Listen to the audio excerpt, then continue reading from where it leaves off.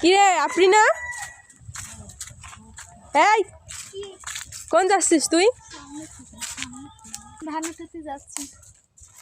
ধান উঠাতে যাচ্ছিস? তো চল যাই। আজকে আমি আপনাদেরকে দেখাবো গ্রামের পরিবেশ। এটা আমার দাদুদের বাসা, আমাদের গ্রামের বাড়ি এটা। দেখতেই পাচ্ছেন কত মেহগুনের গাছ।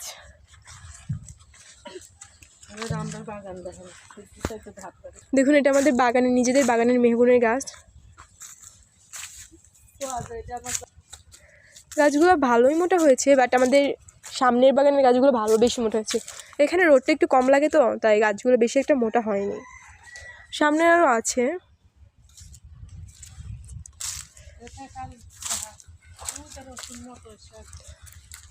এখানে সবাই খেতে লাগিয়েছে, এটা মাঠ।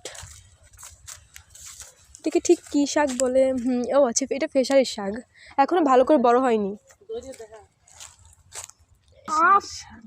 এই যেগুলো হচ্ছে ফেসারির শাক, দেখুন এখনো ছোটো ছোটো, ভালো করে হয়নি।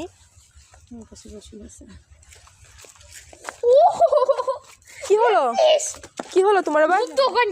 এখন এখানে মটরশুঁটির শাক। ও দেখুন, এখন মানে শীতের সময় তো সব ফসল তুলে নতুন করে ফসল লাগিয়েছে, সবগুলো ছোট ছোট। শীতের শাক, তারপরে মটর শাক তো সাধারণত শীতে ছাড়া পাওয়া যায় না।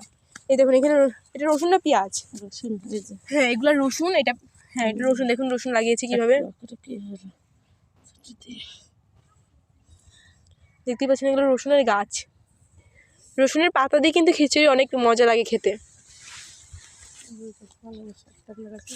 দেখুন এখানে বাঁশ গাছ। শিফা কচু তুলবে, যাও নিয়ে আসো, একটা কোদাল নিয়ে আসো। কচু বের করেছো? দেখি দেখাও, কোথায় বের করেছো?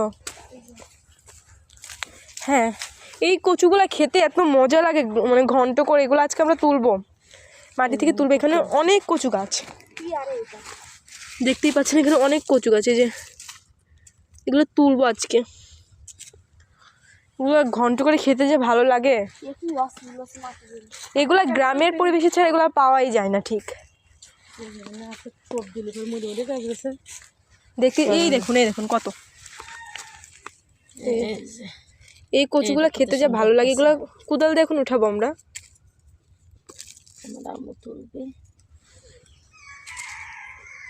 এখানে রেখে দাও। দেখুন এখানে অনেক গাছ, কত সুন্দর কচু, ওরা দেখি নাই নাকি? মানে কেউ দেখেনি। কচু কিন্তু ভালো হয়েছে, মোটামুটি ভালো হয়েছে। অনেক কষ্ট করে সবগুলো কচু তোলা হয়েছে।